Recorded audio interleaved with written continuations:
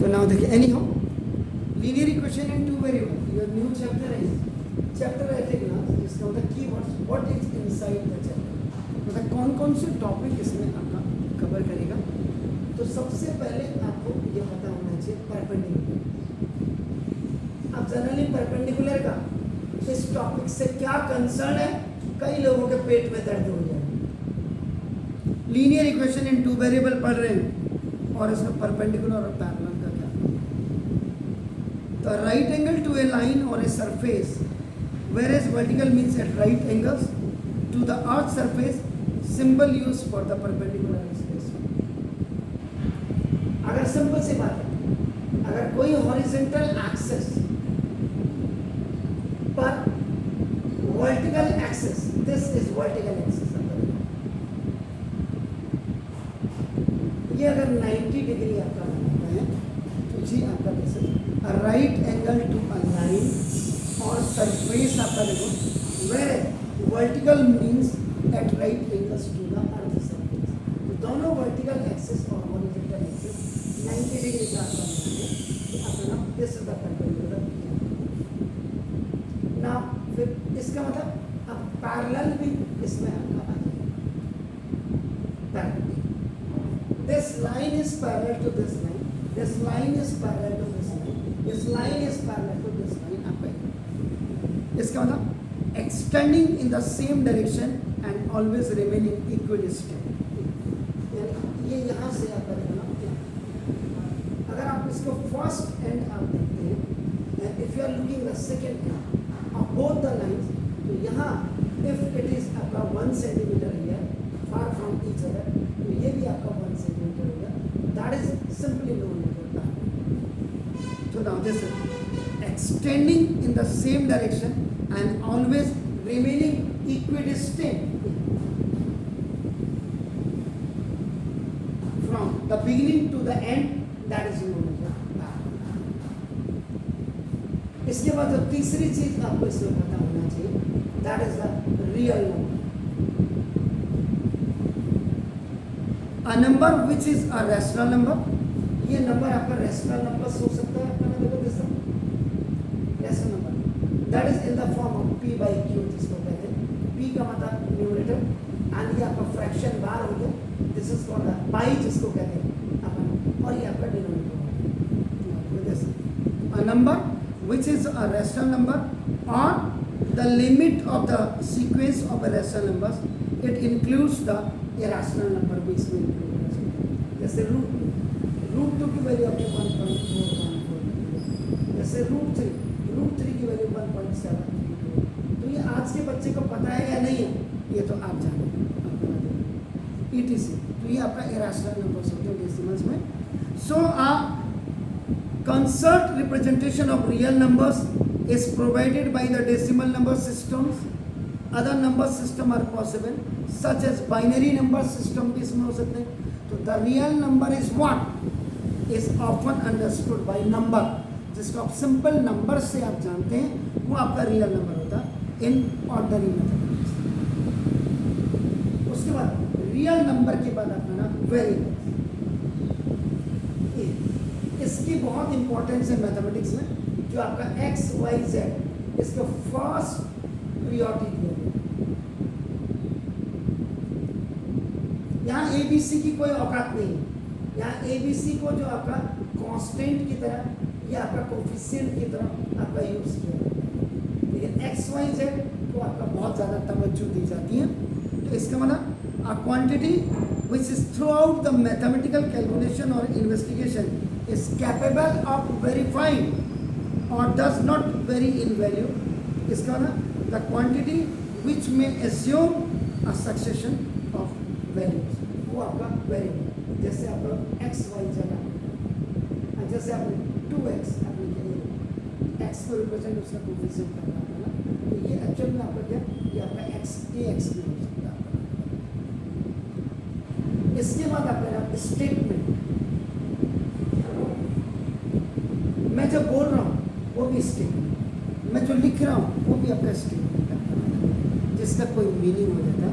A sentence which can be just to be true और false, कोई भी sentence जब आप जज करते हैं कि ये ट्रू है या फॉल्स है, इस नोन है स्टेटमेंट, उसको आपका स्टेटमेंट कहा जाता है।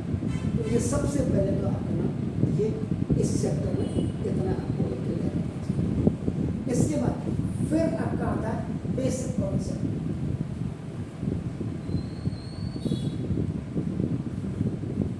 बेसिक कॉन्सेप्ट में सबसे पहले आता है लीनियर इक्वेशंस।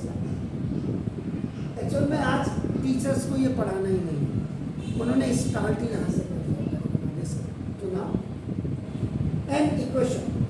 लीनियर इक्वेशन क्या है? लीनियर क्या होता है? स्टेट इक्वेशन में जिसको आप कहते हैं an equation of the form, ये जो फॉर्म होती है a x plus b y और plus c equal to 0।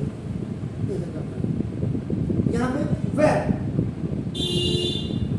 A comma b comma c are, ये आपका रियल नंबर्स होते हैं। रियल नंबर्स की अभी अभी आपको डेफिनेशन मैंने बताया, ये रियल नंबर्स होते हैं। और याद रखिएगा where a is not equal to 0 and b is not equal to 0, a और बी की वैल्यू 0 नहीं होनी चाहिए। अगर 0 हो जाएगी तो इसका मतलब वो लीनियर इक्वेशन ही नहीं देगा। Is called linear equation in two variables. Linear equation in two variable, यहाँ पर 2 वेरिएबल का होता है। जो फर्स्ट वेरिएबल आप देख रहे हैं एक्स है एंड जो सेकंड वेरिएबल आप देख रहे हैं वो आपका ये। तो ये आपका इसके एग्जांपल आप कुछ भी दे सकते हैं, जैसे आपने कहा था 2x plus 3y plus 7 equal to 0 हो गया। तो ये जो एक्चुअल में आप जो ax प्लस जैसे by और प्लस c इक्वल टू आपने 0 किया, तो ये एनसीईआरटी का formula, this is the formula of NCERT. ये कांस्टेंट अपना कांस्टेंट इज अपना always in standard form on left hand side, ये आपका left hand side. Where a is equal to आपका नाम कोफिशिएंट ऑफ x, आपका देखो ना जो आपका नंबर होता है याद रखिएगा, रियल नंबर होता है p इज इक्वल टू ना देखो दिस ये कोफिशिएंट ऑफ आपका देखो y होता है और x और y नहीं है, इसका बस c आपका कांस्टेंट टर्म होता है, तो सिंपल आप इसको रियल नहीं। तो ये आपका एग्जांपल आपका होगा। You can write to this one. आपका दूसरा एग्जांपल आपका ये आपका रैशनल नंबर्स के फॉर्मेट भी हो सकता है। तो 2x over 3 plus 3y upon 2 और माइनस 2 इक्वल टू 0 हो सकता है। एलसीएम लेकर के सेम लीनियर इक्वेशन आपकी बन जाएगी। आपका ये तीसरा एग्जांपल रूट में भी हो सकता है। Root 3x plus root 2y, ये रूट आपका x is separate from this root, ये माइनस आपका देखो रूट 5 इक्वल टू 0।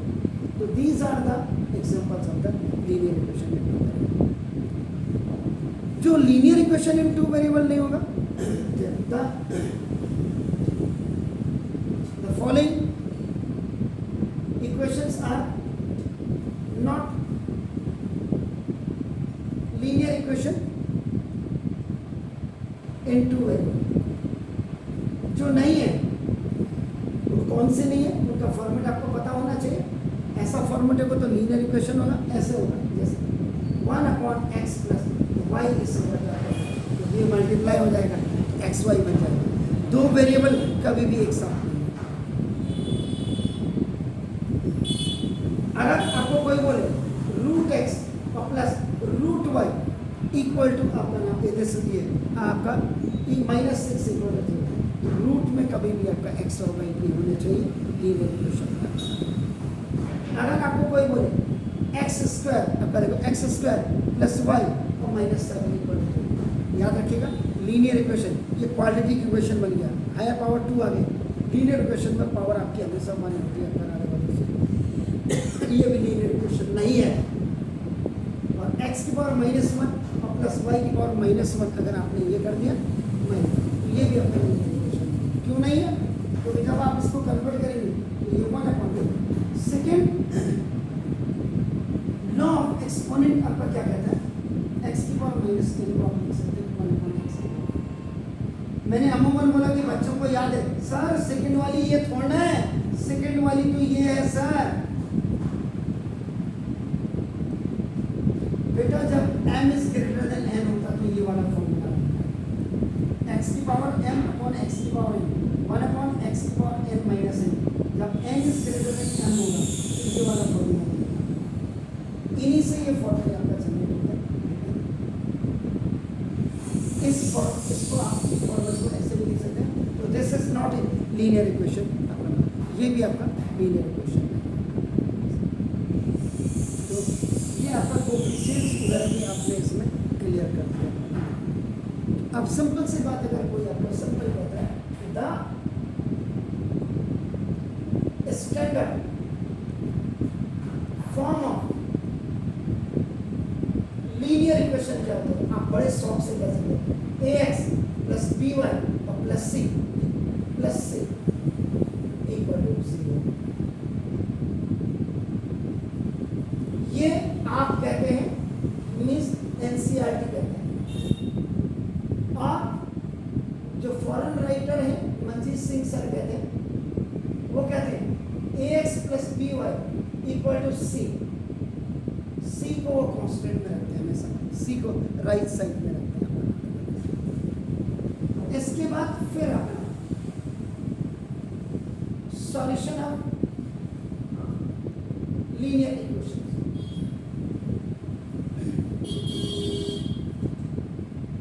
इसमें सिंपल, तो we know that every linear equation in one variable has a unique solution होगा। Now we will examine the solution of the linear equation in two variables। इसमें two variables में आपका देखो x और y है, आपका नाम देखो जैसे, और आपने बिल्कुल क्लियर लिखा a is not equal to 0 and b is not equal to 0। Any pair of value x and y which satisfy the given linear equation is called a solution of linear equation। अब जैसे आपने कह दिया कि इसको solve करना है, suppose example, इसका मतलब आपको क्या करना पड़ेगा कि वैल्यू अपनी तरफ से, यानी x और y की वो वैल्यूज रखी जाए जो आपका 12 आ जाए। ये कहने का मतलब, इसका मतलब देखो आप क्या कर सकते हैं, इसका देखो आपका x की वैल्यू देखो आपका सिंपल, अब x इज इक्वल आप अपनी तरफ से 1 रखो, और देखो y इज इक्वल आप क्या करो, x इज इक्वल अपना 1 और y इज इक्वल आप देखो 4, 2 into 1 प्लस 3 into 4 कितना हो ज़्यादा आ गया, तो x 0 हो। जैसे रियल नंबर आप रख करें तो आपका x की वैल्यू 0 भी आ सकती है,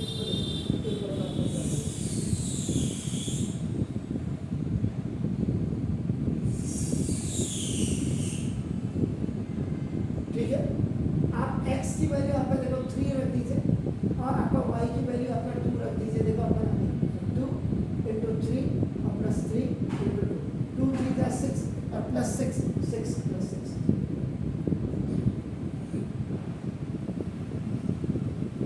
इसका मतलब ये जो आपका एक्चुअल में लीनियर इक्वेशन, अगर आपने कोऑर्डिनेट ज्योमेट्री आपने पढ़ी, एब्सिशा एंड ऑर्डिनेट का ही कलेक्शन है, आपका याद रखिए। जब आप आंसर निकालते हैं आपने कहा x इज इक्वल टू 3 और y is equal to 2, linear equation में आपका ऐसे वैल्यूज निकलते हैं। तो ये हो इसका मतलब जब आपने x की वैल्यू 3 और y की वैल्यू 2 रखी, तो 3, 2 आपका ये आ गया।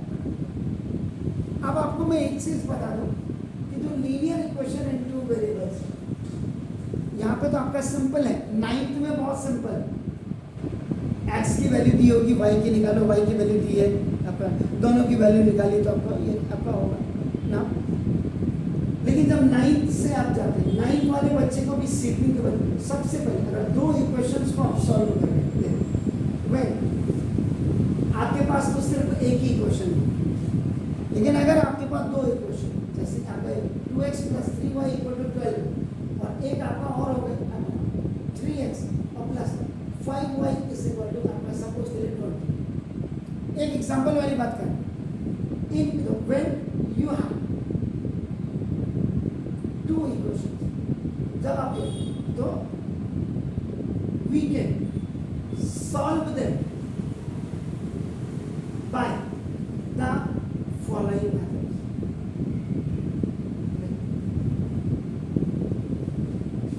पहला मेथड आपका होता है एलिमिनेटिंग मेथड।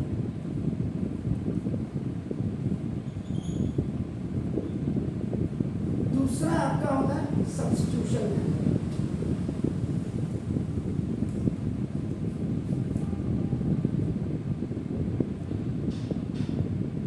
तीसरा आपका होता है डबल सब्स्टिट्यूशन, कंपैरिजन मेथड। चौथा आपका ये कंपैरिजन मेथड। चौथा आपका होता है सारस डायग्राम मेथड। पांचवा आपका होता है cross multiplication method. Cross multiplication का होता है जिसको आपका फॉर्मूला मेथड कहते हैं।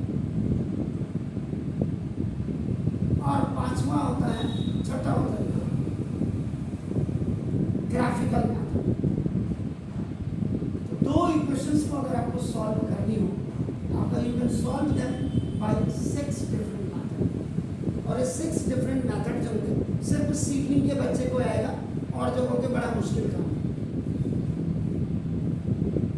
जो हम 10th में पढ़ाते हैं हम सारा एक सवाल हम सारे मेथड से कराते हैं। ये आपका बेसिक है। आपके पास सिर्फ एक ही आपका होगा और एक ही को आपने सॉल्व करना होगा, तो ये आपका होगा। A linear equation in 2 variable has infinite many solutions होगा। 2 convenient solution of an equation in 2 variable आपका इन द फॉर्म ऑफ आपका 0, y या y, 0 आपका हो सकता है। तो ये आपका नाम इसे है। तो ये आज आपको मैंने एक चैप्टर के बारे में एक थीम बताई, इंट्रोडक्शन बताया, इसका चैप्टर एट ए ग्लांस बताया। कल हम इसकी एक्सरसाइज को करेंगे। Is it clear? Have a nice evenings to all. God bless you.